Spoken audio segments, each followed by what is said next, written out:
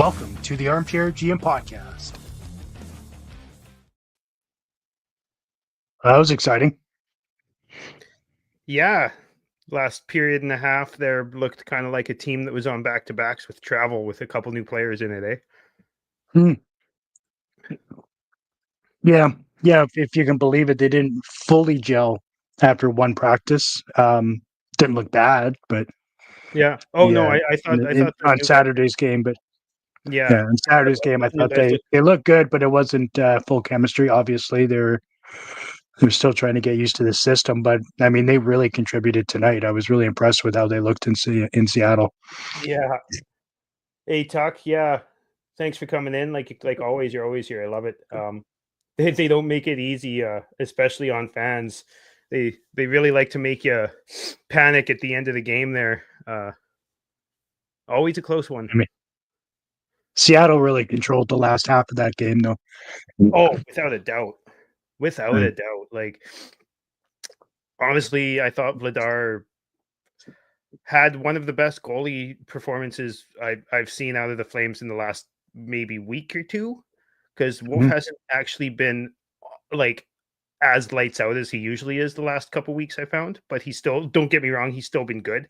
But I thought Vladar was actually quite good tonight. Both of those goals that beat him were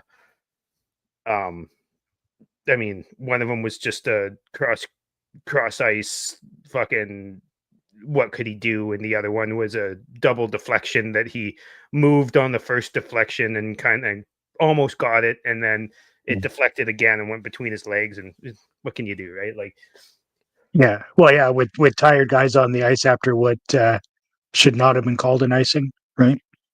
Like yeah, that was a bad call. yeah, for sure. You know, But I uh, mean, I thought a lot of those calls went the Flames' way tonight. That icing notwithstanding, I thought most of the calls kind of went the Flames' way.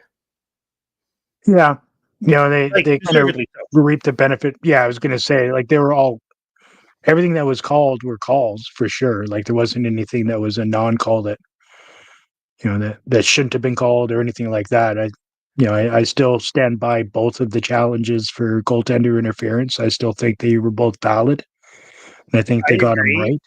The first one, I wasn't so sure what after the first like two or three angles I saw, I was like, I didn't really think that Vladar was really touched, but then on that last angle I saw from the top, you could really see that he was in the crease and had kind of dragged his like the player had dragged Vladar's stick with his skate, kind of. Yeah, I mean, yeah, the overhead cam definitely showed that. Granted, Vladar didn't make any real effort to get away from it either, but the contact was there. It did take his stick out of the play, and when you're supposed to be moving to your left and the stick's being pulled to your right, obviously it's going to hinder you somewhat. Yeah, and I wanted to talk about that other goalie interference call that was against the Kraken there, that was actually held up as a good goal. And I agreed with that one too. Like, not just being a Flames homer here, but I honestly think that the puck was already underneath Decord, and he Yeah. kind of looked like fucking Grubauer on that shot, but which is not a compliment. Grubauer's terrible. Um, but the puck was already underneath him by the time the guy who wasn't even in the crease slightly nudged his stick, and the puck was already going through him at that point anyway. So it's not like he having time to reset or whatever wouldn't have made a difference.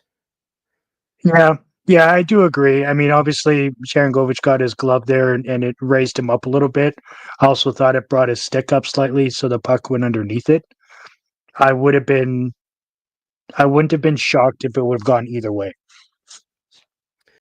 It's hard to be Yeah, surprised about anything when it comes to calls like that.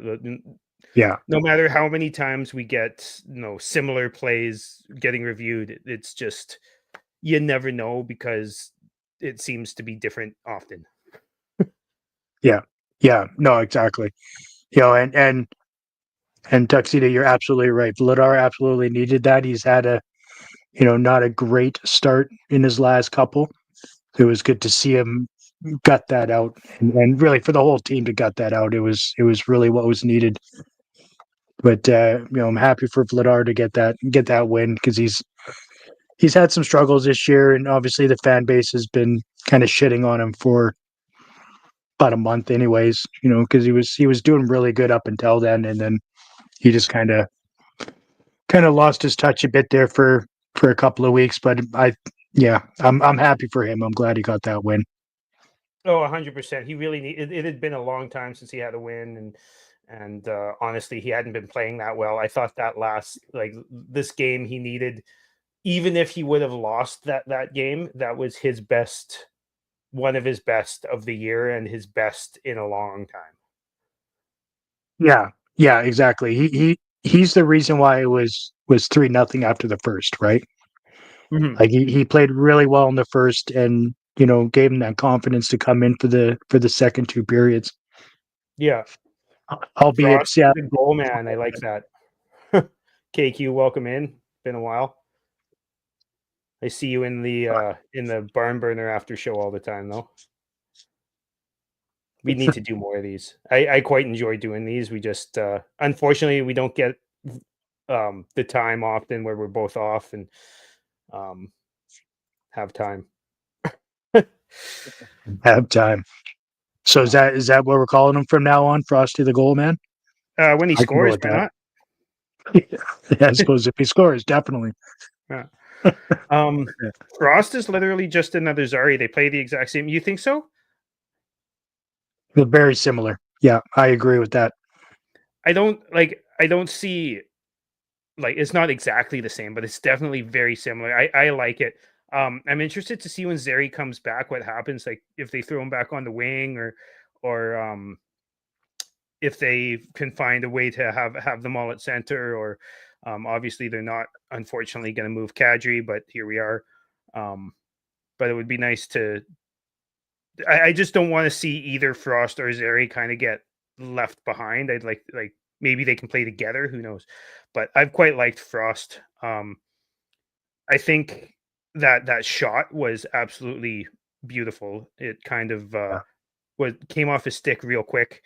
But besides the shot, I really thought, especially in his first game, I saw him coming off the boards really strong with the puck. Like, a lot of guys will win a board battle and then try and pass it, but Frost comes off the boards with the puck and then creates a play through moving his feet instead of just moving the puck, which I really really enjoy. Um, Yeah. yeah, I really liked Frost so far. Yeah, I've really liked him as well. He's he's adding a lot to the power play as well.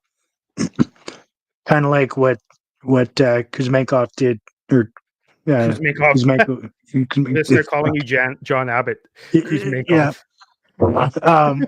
what he did last year when he joined up, right? He just added a really good piece to the power play, and I do like him there.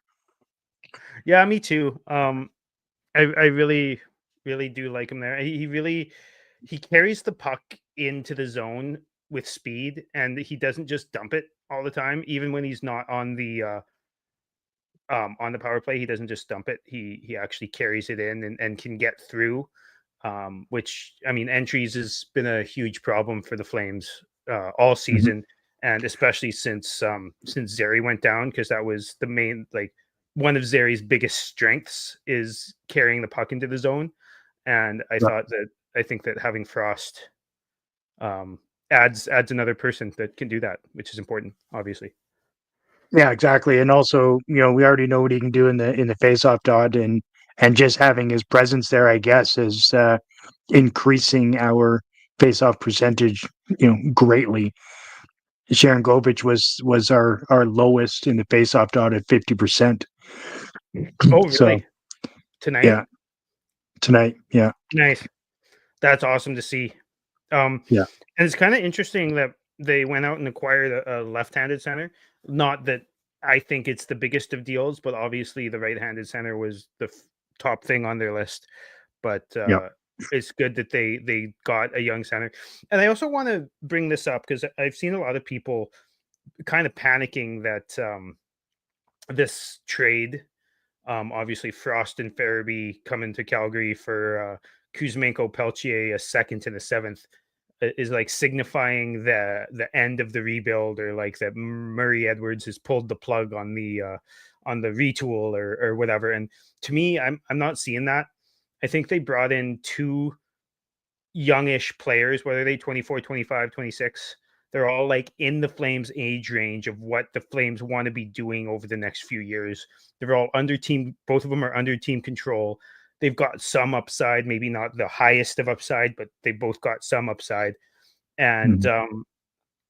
Just because they're helping the team win now doesn't mean that they're not a, you know, a long-term addition as well, right? Like spending a second round pick, which is essentially the only like, yes, the attitude of Kuzmenko and Peltier are good, and good for the team and all that type of stuff.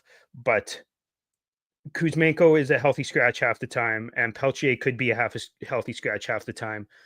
I just You're essentially trading not much and getting two solid everyday NHL contributors who are youngish. I don't mind at all. In fact, I quite like the trade. I like it as well. If we were trading for a couple of 30-year-olds, to try and make a playoff push, then sure, I could see the criticism with that. But both both both players coming in fit the mold. They fit what we're trying to find, right? That roughly 25 or under age bracket, which is keeping us within that rebuild or retooling framing. So I have no problem with the trade. At first, I was very meh about it, but the more I look at it, I'm actually really enjoying it, and obviously that's probably based on what they've done and what they look like so far in the first two games. Yeah, So I don't have any issue with what was I'd happening like to right hear now. what some more of the viewers have to say about that. Opinions on Yeah, the trade. Um, Greg, welcome in, Greg, saying Frost is a little smaller. Zeri probably has more potential. I agree with that. I think Zeri has quite a bit of potential to be kind of a like a really good second line center or winger on a really good team. I think mhm. Frost probably could be a second line center, but probably fits better as a third line player on a really good team, like a third line first power play type of guy, which Yeah, which is awesome. Um, and yeah, Frost is great at face offs as well. yeah, he really is. Yeah, we knew that coming in before he even played a game, right? That was one of the things. If you look at his stat line, that we were kind of excited about. So him continuing that doesn't surprise me, and like I said, he appears to be rubbing off on everybody else with the fact that we're. I mean, it's one of the first games where we've actually been the dominant team in the faceoffs. Yeah, We really haven't had it's that been nice much at to all see. this year. Very few and Yeah. far between, and it's nice Yeah. to see that the new guys are contributing. What have you thought of Farabee so far? I think he's been good. He hasn't been great, but I like his game so far. He doesn't shy away from much. He's quick to get back and try to defend. I don't know if he's necessarily that great at it yet. I think he'll learn it, but Yeah, I think his effort is there, and so which obviously if you come into a new team, effort probably isn't going to be the issue. I would hope. So no, I have no problems with what I've seen from him so far. Do I think he's going to be a top six? No. I think he's probably going to slot himself into the middle six for a career, which is fine. yeah, that's totally fine. I think Farabee kind of is who he is at this point in his career. I'd probably call Farabee more of you know, a guy who can get you 50 points, 20 goals type of thing on a fairly regular basis, and those are Yeah, pieces that are important for your middle six, right? Um, yeah, I agree with you. Like, it's funny.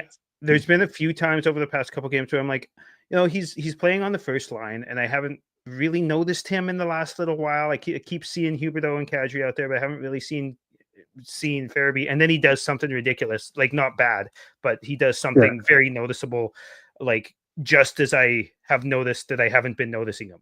You know what I mean? So to me, that kind of means that he's fitting in well, because you don't always need to notice everybody, but when you do and you're noticing them for good things and not bad things, that's a good sign, obviously. Yeah.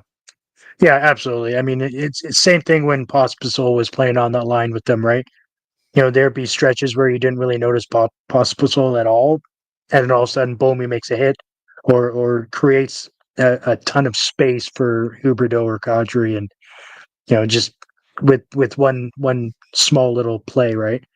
Yeah, Conroy was pretty clear he didn't want to blow his load on any old players, and that's going back to what I was saying. Like, we hear, and I've seen lots of social media posts and stuff like that all the time about this trade being kind of a not a very well thought out future plan type of thing. And to me, it's like it is, though, right? Like, Conroy has done like with every trade and signing that he's made, except for maybe Mantha and Barry, but like those are depth guys, whatever. Like, he's done pretty much exactly what he said he was going to do, which is focus on getting younger, trade guys that don't want to be in Calgary, get younger, and stockpile futures. And that's exactly what he's done. You cannot possibly hate on what Conroy's been doing, in my opinion. I certainly don't, anyways.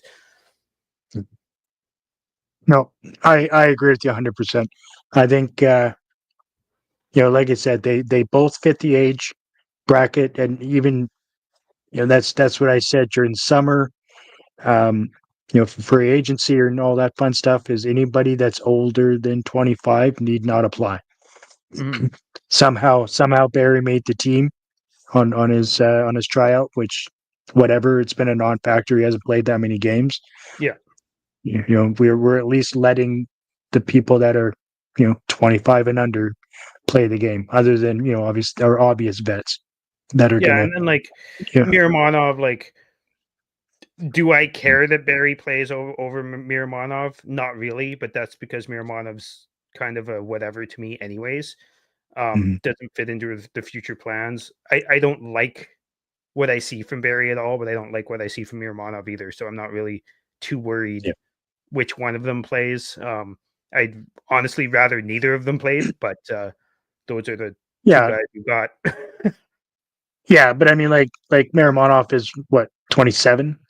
Yeah, so it's not like he's 33, right? Yeah. So I don't really care. Yeah. Yeah. Speaking of 33, right? Like, how old is Barry? He's 33, isn't he? Something like that. Something like that. I mean, he hasn't been. I don't think he's been the reason we've lost any games in the games that he's played. To me, I could care less whether it's Barry or anybody else. I'd rather anybody else, but yeah, he hasn't made any of those like game losing turnovers, but he's made lots of turnovers that could be game loser. You know what I mean? Like, he's made a few like really ill-advised, badly timed ones, but none of them have turned into that goal. You know what I mean? Right. Yeah. So, but I agree with that. He does look good on the power play, and that's the only reason to have him in. My thing is I don't specifically like having a guy playing who's going to be sheltered 5-on-5 and just play on the power play. Like, if you're going to be on the team, especially in a top 6 defenseman role, you should be able to eat 15 minutes, in my opinion. Yeah. Right. Yeah. I mean, like I said, he's a non-factor. He won't be with the club next year. No. He's not part of the future, so I'm not really too concerned about it. Yeah. How about Huberdeau, though? another. He had a couple nice plays today, and that nice one timer on the power play. That was a great shot, right? Mhm. You know, he picked his side up against the post. I'm loving it. I mean, I really am. Like, good for him. He's completely changed where he is on the ice right now. Um, he's not focusing on the pass as much as, obviously, as years past. And we're starting to see that he can actually score some goals, which is freaking awesome, right? He's up to 20 on the season. He's on pace. I checked earlier.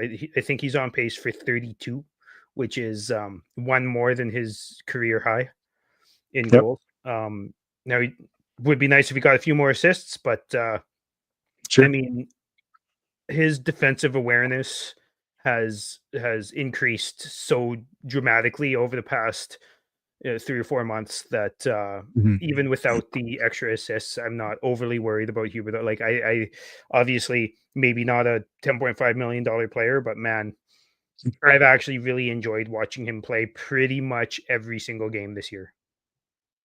There was a play.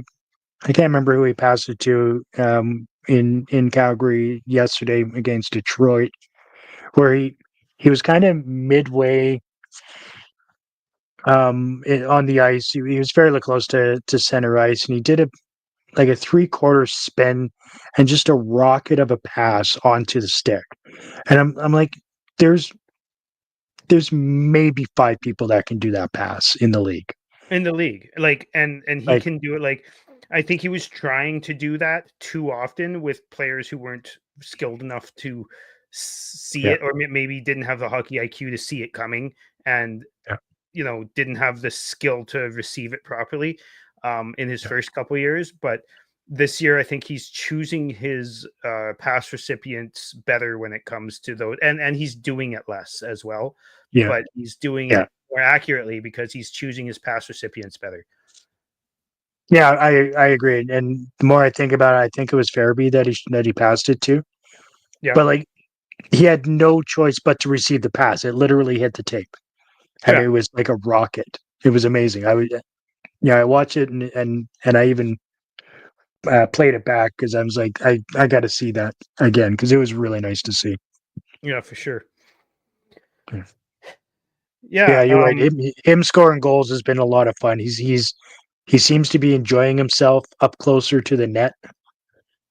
You know, they we're he seeing tried a to move. different side of Huberdeau, right? He likes to be he likes to get dirty now, which is fun, right? Mhm. Yeah, he's always been tough to get off the puck. He can go into the corner and just withstand whatever is going on in there and come out with the puck and pass it off. So it's nice to see him actually being rewarded in front of the net with some timely goals and whatnot. Even though that the goal tonight obviously wasn't from in front of the net, but he's had a few there right up close, which is cool. Yeah, and like it's weird because he's not like he's 6'1", 200, which I'd say that's probably around league average, right? But he kind of plays this season. He's been playing kind of like he's like 6'4", 225. You know what I mean? Like Mhm. maybe not on Yeah. the hitting side, but when it comes to muscling guys out of the crease and playing defense and muscling his way into the into the opponent's net front and on the boards, it's been great to see. Yeah, he's crafty, right? He's a veteran. He knows how to stabilize himself on his skates. Is basically what it is, right? Hmm. He knows what muscles to flex to keep himself upright when somebody's coming into the corner. Yeah, and yeah, Jamie Pringle is absolutely the man. Like you can't, you really can't hate on that. Like the amount of uh, goal callbacks and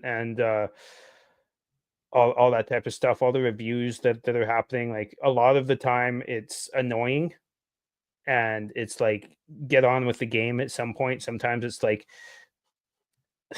even today there was two in with not too long of a break between them, and that one because it was like a goal was scored, and then there was like sorting out a bunch of penalties, and then there was the review. It was like a 10-minute break in the play, and it wasn't even like a commercial break. It was just a 10-minute break. It's like, okay, get on with the game. I still don't think they should be allowed to call a timeout in order to look to see if they're going to do a challenge. I agree Personal because opinion, I don't. timeout It is just supposed to be the takes too currency. long. Yeah, the timeout's supposed to be the currency for it. So if Yeah, if you've used your timeout, then you technically don't have a timeout to spend on yeah, on on a on a review. challenge. Yeah, But yeah, either way, exactly. like again, both of those challenges came out in Calgary's favor, and that's all well and good. It's just annoying that so many of them fucking happen all the time. Correct me if I'm wrong. Hopefully, somebody in the chat can help out with this. I'm pretty sure they got rid of. You don't lose your challenge anymore if you lose, or sorry, you don't lose your timeout if you lose a challenge. You just get the penalty, I believe. Oh yeah, okay. Yeah. I thought I didn't know they changed that. If they did, Mm. but either way, Yeah. Either way, I still don't think they does should be anybody able know to that? do it. It takes too long.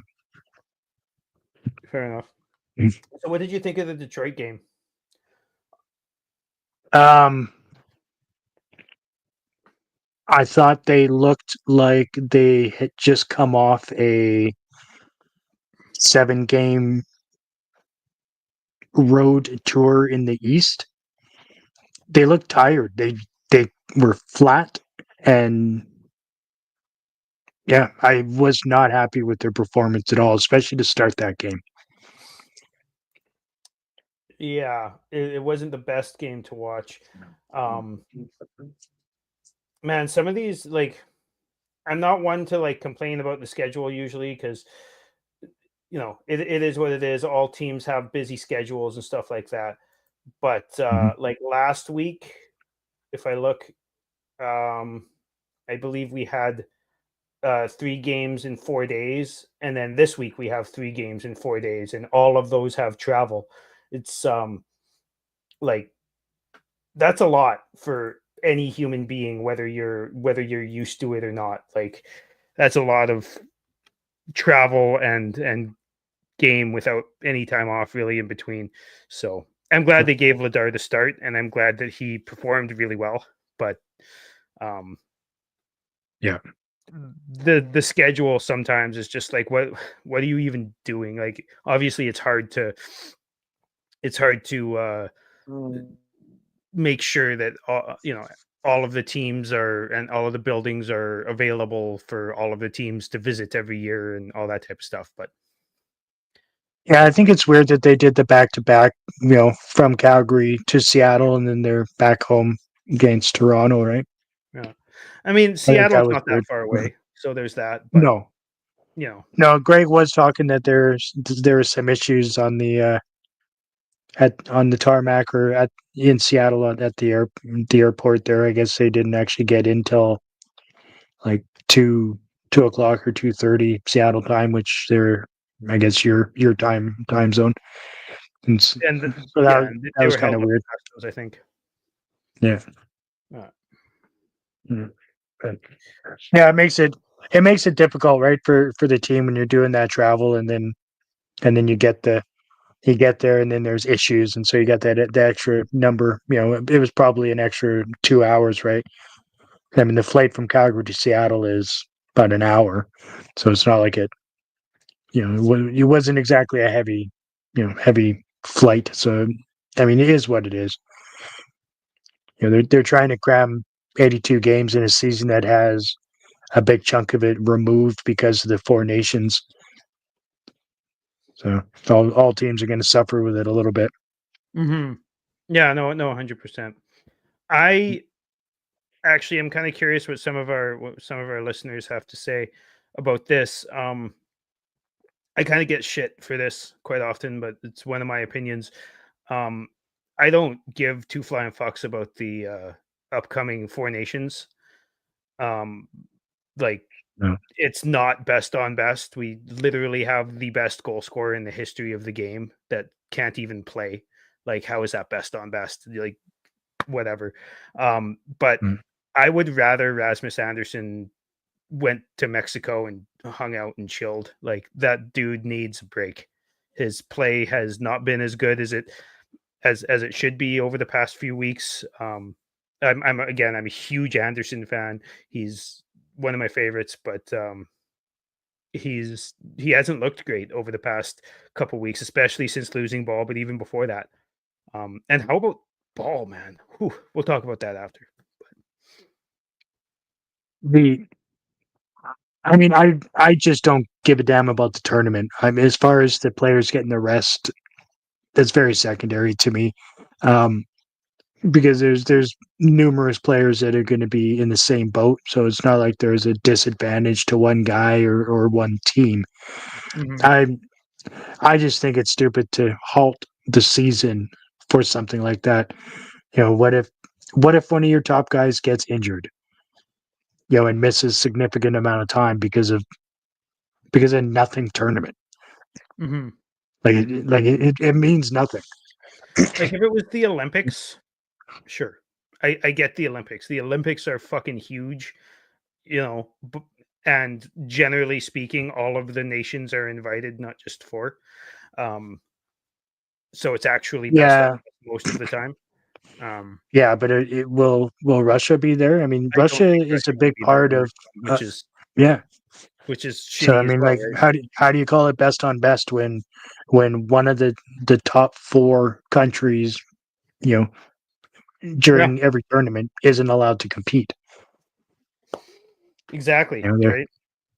they I make just up a think an pretty Olympic gold large medal percentage means of. more, or an Olympic medal in general means more than a 4 nations face off win. You know what I mean? Yeah, yeah. Like, what is it? It just makes no sense. Who Yeah, cares? exactly. Hey, we won the 4 nations. Awesome. Mhm, There's more nations, right? mhm. So yeah, when we acquired Kevin Ball in this offseason, did you expect, if he went down at any time, for us to be like actually missing him on the blue line like as much as we are? Because I think the team really misses him on the blue line. They absolutely do. Yeah, anytime you have to play both Bean and Hanley at the same time instead of one or the other, you're going to feel the effects from that. At the beginning of the season, if you would have told me that Ball was going to be playing the minutes he was playing, going to be as good as he's been, have the team miss him when he's not around, I would have laughed at you, right? There was no rhyme or reason for it, but he's stepped up and has done a really, really, really good job. And him and Anderson have gelled very well together, which He's is in that fantastic. age frame too, right? We were talking about with Frost and Farabee, right? Like, like Conroy traded for a youngish defenseman who needed a new start and some opportunity, and he's been very, very good for the Flames and has munched all those minutes, right? So Mhm. it sucks that he's out. Hopefully, it's not too much longer. I think both him and Zeri probably aren't too far away from returning, which would be a big boost for the team in general. Um, but you're right, It and would. like, honestly, I haven't disliked Hanley most of the games. I haven't disliked Bean most of the games. He had a couple of really tough giveaways tonight, but in general, I've actually not noticed Bean, and I mean, that's what you want out of your third pairing defenseman, right? Is somebody who you Yeah. just don't notice, because if you're noticing them, chances are they're doing something bad. But Yeah. I've actually quite liked Bean for most of the year, and Hanley as well. Yeah, I haven't really had an issue with their play for sure. They're just not they're just not the fill-in for Ball at the moment, Yeah, they're right? not top 4 guys. Same with Miromanov, not Yeah. a top 4 guy. Same with Barry, not a top 4 guy, right? Like, Yeah. we Yeah. have 2 legitimate top 4 guys, and Ball, who's a cusp top 4 guy, Right. you know? Yeah. He's a top 4 guy on this team, Mhm. right? Basically, which is okay. I mean, he's playing over 21 minutes, on average a game, and I've been super impressed with his play. One person that I do think has struggled in the last couple of weeks is Bahal. I thought he had a really good game tonight, but He did. I agree with you. And I'm gonna I'm not blaming his partner, but he hasn't he's been playing with Barry um a few Yeah, games sure. recently, and I feel like as much as we like Pahal, he is a third pairing guy, and sometimes asking your third pairing guy to cover for defensive liabilities like Barry is a lot. Um, but it's part of his job still, right? So you're right. He has struggled when it's come to the last couple weeks or so, probably. But tonight was great. Yeah.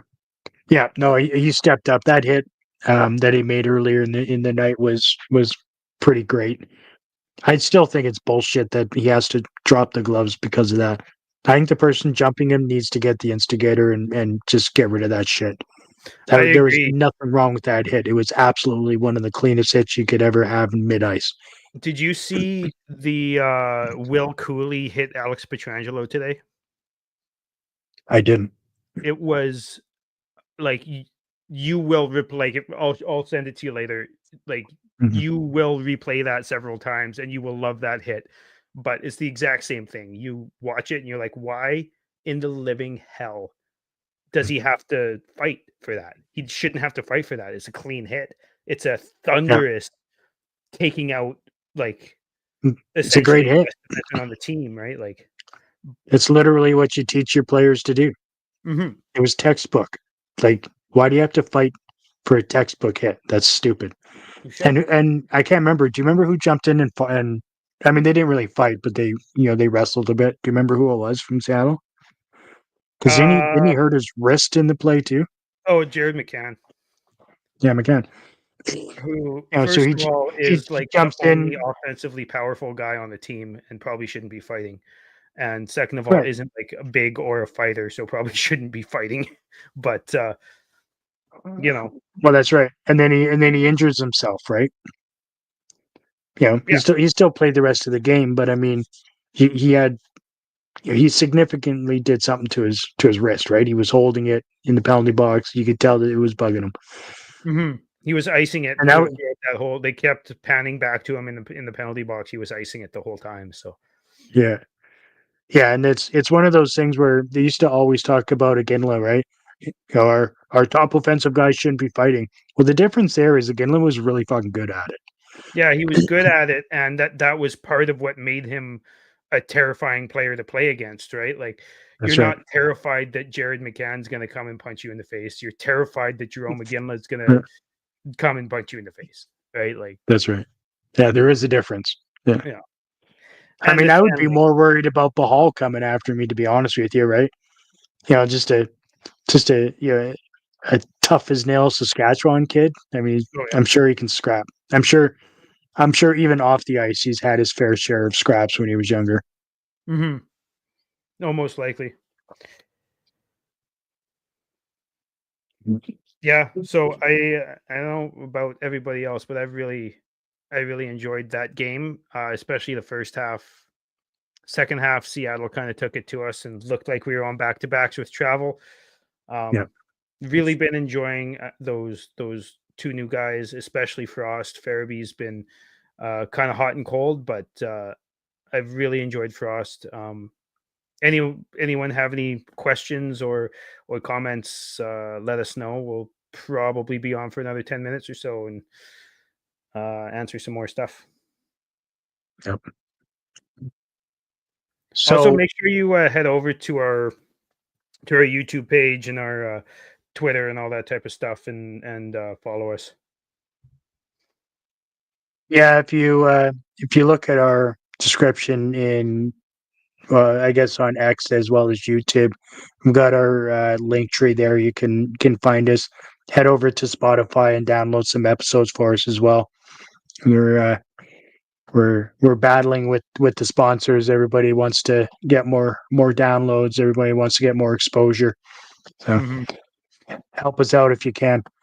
That would be What greatly appreciated. We don't like to plug that type of stuff very often, but yeah, every Yeah. once in a while we have to. Dylan, what do you think of Wolf lately? His last 3 or 4 games where he really kind of struggles, and I guess essentially until they get a goal on him, which has been pretty early on recently. I'm starting to think he's been watching too many Markstrom highlights there, and I've noticed allowing that that just a first shot couple and shit like of that. first couple shift goals on Wolf. I still think he holds his own very well. I think he's a very composed player when it comes to um, Mhm. bouncing back from a bad goal against or a quick goal against or whatever. And honestly, not many of the goals he lets in are bad. Like if he was watching Markstrom games, he'd be letting in bad goals Yeah. every other game, I and mean, I he, don't think he he led does. two. I think he led 2 bad ones in against Detroit, but it Yeah, doesn't happen that often. yeah, that's what like every goalie lets in bad goals sometimes, but like it Mhm. doesn't happen very often for Wolf, I find. Um, Yeah. and he has, again, I think he's kind of struggled in the last couple weeks a little bit. It's struggled for him, but it's also his first stretch of being a legitimate starter in the NHL. Um, Yeah. and you expect growing pains when it comes to that. And he lost one of his top 4 defensemen, so Yeah. I'm not like worried about him. I still think he's the goalie of the future. I'm not gonna go out and call him the next Kippersoff or the Hart winner or anything like that quite yet. But I think he's going to be the Flames' starting goaltender for many years, and he's going to hold his own and be, top 15, top 10 goalie most of the time, and maybe a top 5 goalie a few years. Mhm. Yeah. I'm Yeah. I not think worried he'll have about a him at couple all. of years where he'll be in the conversation, right? Mhm. Yeah. I agree. But you're right. He has struggled a little bit of late, and that's why it was nice to see Vladar. Like I wouldn't even mind after this game. I wouldn't even mind seeing Vladar start the next game. When is the next game? Um, I'm Against sure he will. Toronto on Tuesday. Toronto on a Tuesday, maybe not Toronto, or maybe Yeah. not I like it. Toronto or Colorado, but I wouldn't mind Yeah. seeing him start again before the Four Nations, maybe against Seattle again. There's only 3 more games before the Four Nations, so I would like to see him start one of them because I thought he was really good. But it's going to be nice for Wolf and some of those guys to get some time off. How about Mhm. Coronado? You saw him fall over at the end of the game there. It That was super weird. kind of looked like he went to turn around and like just caught an edge or like toe picked or something and kind of fell over. And I don't know, he was out a couple shifts later, so it was good to see, but like he did not look like he was having a good time there. No, and just a weird thing. It looked like he tweaked a knee or an ankle, but I mean the theatrics that he pulled off there during it, I mean, sure seemed extreme, especially if he's gonna come out 2 shifts later and Well, and play again. That was super bizarre. and like you I see wonder those types I of wonder if he was just trying to theatrics, stop the play. maybe, but like you see those type of theatrics from guys who get hooked or get high sticked Oh or yeah, something like that sometimes. But like Coronado, there was nobody within like 12 feet of him on any side when that happened. yeah, So clearly he fucked himself up. yeah. Well, yeah, like he did something, and yeah, it was super weird. Yeah, I mean, obviously, you see guys do the theatrics when they're trying to draw a penalty. I don't think that was the case with him, but I do wonder if he was just trying to stop the play because it was kind of starting to get out of hand in our zone. Hmm. I mean, I like, mean, could you imagine if he's that crafty and that, veteran savvy already at his age? Fuck yeah, yeah. right. I think he's a I don't really I smart don't kid. condone that stuff, but I thought it was pretty interesting because I mean, I thought, the fact that he just went to the bench too and didn't, skate off and go to the locker room. Like just that whole sequence was very weird. And I I hope agree. he's okay, right? Yeah, me too. Um, I think he is because, like I said, like he played the next shift, and Mhm. I've really enjoyed his game. I know you have too, for the most part. Our buddy Steve was talking about that he gets knocked off the puck a little bit too easy, which I think he does sometimes. I think that Steve may have overplayed it a bit, but it does happen sometimes. But I also think that he holds it and fires the puck a lot, and Yeah. quite frankly, the Flames don't fire the puck enough. So it's good that we have somebody who's got a wicked release, wicked shot. And I think between once Zeri comes back, between Frost and Zeri and Coronado, I think we're gonna have a lot maybe not a lot more scoring, but there's gonna be a lot more shots on the shot clock. I hope so, and then I hope Sharon Govich can get his numbers up there again too, because he's a shooter as well, and hasn't been shooting nearly as much. I'm actually gonna look up his game log because I think he's been doing all right lately. Let's be honest though, when you looked up and saw Sharon Govich on a bit of a breakaway, were you were you happy that it was Sharon Govich, or were you hoping it was somebody else? I'm a big fan of Sharon Govich, as you know. Me Like too. Me I too. was But huge but on he's him. not a breakaway guy, right? He's a shooter. Yeah, So if he's in that situation, I think he needs to do a strong wrister because he's got that sneaky release, right? But yeah. instead, he tried to do a bit of a deke there and ended up on his ass, unfortunately. Yeah. But yeah, So, I was really pulling for him. But as soon as I looked, I was like, it was almost like last year or year before. You look up and you're like, ah, fuck, it's Mangiapane. That's not going in. That was oh, kind of almost how I felt there with Sharon Govich because I felt like he was going to try a deke move and sure as shit, didn't even get a shot away on net. yeah, with Mangiapane, it got to the point where you'd see it's Mangiapane on the breakaway, and you just And look just like, away and close your eyes, and you'd hear a thunk, and you'd be like, "Yeah, 3 feet wide, 5 feet high again." Like, oh, Mangiapane, just wide. You sure it was just wide? but I don't know. Like Sharon Govich, since he started scoring again, which was I don't know, almost a half a month or over half a month ago. It was January 13th. He started scoring again. He's had a couple multi-point games. He's had a goal in quite a few games. Had 2 points today, including a goal. Hadn't had a goal in 4 games before that, but had a 2 assist and 1 assist game in that stretch too. So I think he's maybe not back to his form from the end of last year, but I think he's Yeah, back to obviously. he's back to what you expect from him, which is fine with me. Like obviously, I'm starting to think he might just be like a second half player because he kind of, I mean, last year he didn't get all of the opportunity to start the year. He was stuck on the fourth line. He had no idea where to put him, but you know he kind of seems to Yeah, start around January. yeah. I mean, he had his injury at the beginning of the year, or I guess not necessarily beginning. Was it beginning? When was his injury? Of He played a few, last year, and then no, this year. this year, yeah, it was the beginning of this year. It was Mm, the first preseason game.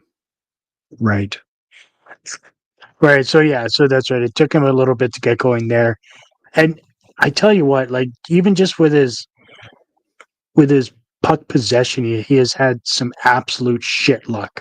Hmm. Like he really has. Like I feel bad for him. Even just the look on his face was like, "Wow." You can tell it. Like he's losing his shit, but he's such a calm person that yeah. It's good that it's him and not a person like me because I'd be losing my mind. Oh, me too. Me too. But yeah, I don't know. I think he's a good presence on the team. Um, So do I. I don't have any problems with the contract. The contract hasn't even started yet, but I have Yeah. no problems with the contract he signed. I think he's going to be a solid, second line style contributor for us for the entirety of that contract. And I don't know, I'm a fan of Sharangovich, even when he's quiet like he was to start the year. Yeah, exactly. And I mean, in all honesty, they only gave him a $2.5 million upgrade on his contract. So it's not like they broke the bank. Anybody that can go up and down your lineup between the first and third line, and you can pay them, $5.5 million or 5.75 or whatever it is. Great. Yeah, exactly. And not that you want him at center, but he can, he can play center if you need him to, even if you don't really want him to. You know what I mean? So Yeah. he's got a little, and either wing, right? He can play all three positions and do it at generally a satisfactory rate, right? So, Yeah, absolutely. Yep. Good on him. Yeah. Well, thanks for watching. I think that probably about does it for tonight. I think we're probably gonna come on in the next day or two and do another actual episode. And then after that, I'll be away from town for a week, go to Fernie and do some snowboarding. So, yeah, make sure you tune in. Follow us on all of our socials and follow our YouTube and all that type of stuff. And go Flames, go! Go We're making the Flames. Thanks playoffs. for joining. We're making round 2.